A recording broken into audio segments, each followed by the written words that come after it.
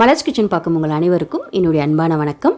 இன்றைக்கி முட்டை போண்டா எப்படி செய்யலாம் அப்படின்னு தான் இந்த வீடியோவில் போய் பார்க்க போகிறோம். ஸோ வாங்க இந்த சூப்பரான ஈவினிங் ஸ்நாக் முட்டை போண்டா எப்படி செய்யுதுன்னு போய் பார்க்கலாம்.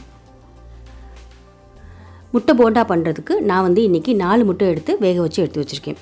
முட்டை போண்டாக்கு முட்டையை முழுசாகவும் போடலாம், இல்லைனா 2ஆக கட் பண்ணியும் சேர்த்துக்கலாம். நான் இன்றைக்கி வேக வச்சுருக்க முட்டை எல்லாத்தையுமே 2ஆக கட் பண்ணி சேர்க்க போகிறேன். இப்போ எல்லாத்தையுமே கட் பண்ணிக்கலாம். இந்த மாதிரி 2ஆக கட் பண்ணிக்கலாம். ஸோ கட் பண்ணி வச்சுருக்க முட்டை எல்லாமே இப்போது ரெடியாக இருக்குது.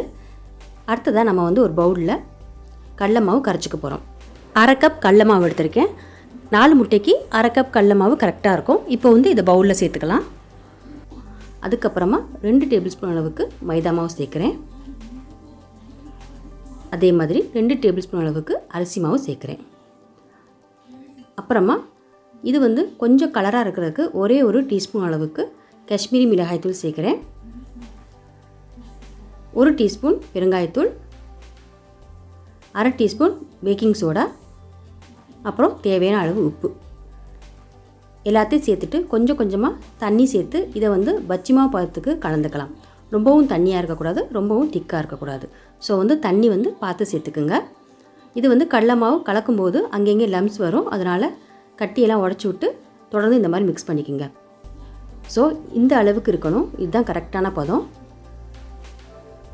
ஸோ பஜ்ஜி மாவு பதத்துக்கு நம்ம கடலை மாவு நல்லா கரைச்சி வச்சாச்சு. இப்போ நம்ம கட் பண்ணி வச்சுருக்க முட்டை எல்லாத்தையும் இதில் டிப் பண்ணிக்கலாம். எல்லா பக்கமும் நல்லா படுற மாதிரி டிப் பண்ணிக்கலாம்.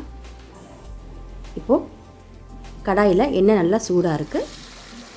எல்லா முட்டையும் இந்த மாதிரி கடலை மாவில் டிப் பண்ணிவிட்டு சேர்த்துக்கலாம்.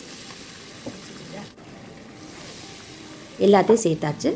இது வேக வைக்கிறதுக்கு நம்ம ஸ்டவ்வை மிதமான தீயிலே வச்சு வேக வச்சுக்கலாம். அப்போ தான் எல்லா பக்கமும் நல்லா பொன்னிறமாக வேகும். ஸோ ஏற்கனவே நம்ம முட்டையை வேக வச்சு தான் இதில் சேர்த்துருக்கோம். அதனால் ரொம்ப சீக்கிரம் 2 நிமிஷத்தில் இது முட்டை போண்டா ரெடி ஆயிரும்.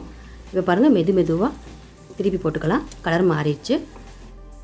ஸோ இப்போ முட்டை போண்டா ரெடி ஆயிடுச்சு. எல்லாத்தையும் எடுத்துடலாம். எண்ணெயை வடிச்சிட்டு எடுத்துடலாம்.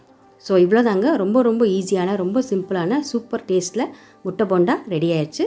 நீங்களும் இதை வீட்டில் செஞ்சு பார்த்துட்டு எப்படி இருந்துச்சுன்னு கமெண்ட்ஸை சொல்லுங்கள். இந்த வீடியோ உங்களுக்கு பிடிச்சிருந்துச்சுன்னா வீடியோ கீழே லைக் பண்ணுங்கள், ஷேர் பண்ணுங்கள்.